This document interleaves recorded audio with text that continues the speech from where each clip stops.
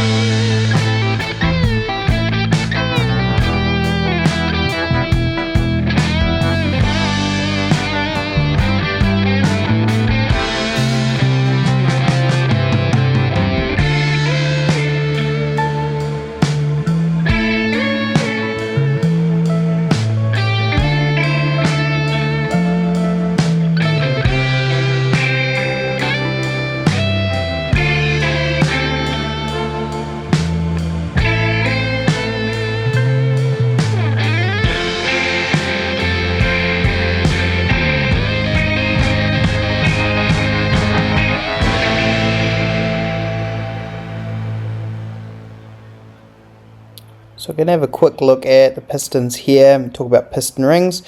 These pistons are actually have an arrow on them. I don't know if you can see it there, but it shows that they face the front, so you get those the right orientation.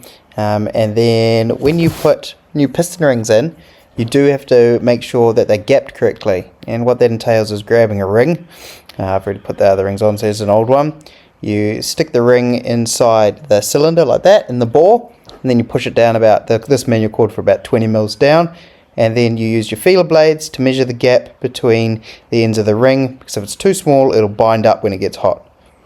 So now I'm just taking the cylinder hone tool and using a good back and forth action with the correct speed. Takes a bit of practice, get a nice cross hatching pattern, and that helps oil retention on the cylinder walls to stop it wearing out prematurely.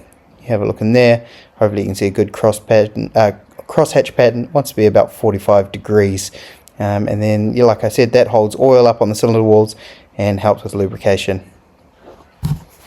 Look at this, guys, no more shadows. Got lights in all the bays now, and hopefully that'll help my videos look a bit better and you can see what I'm doing, because now I can see what I'm doing.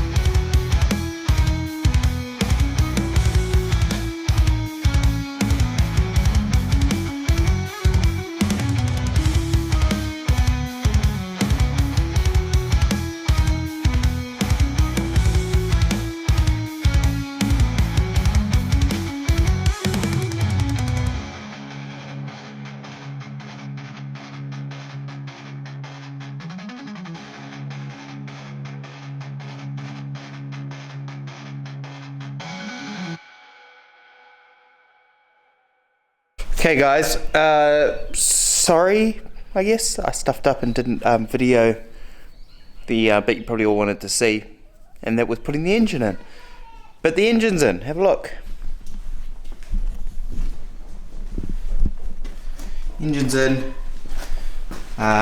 It's only Justin's. I've still got to do up all the mounts and put in the top mounts, and then can start putting the carbs on and hooking everything up.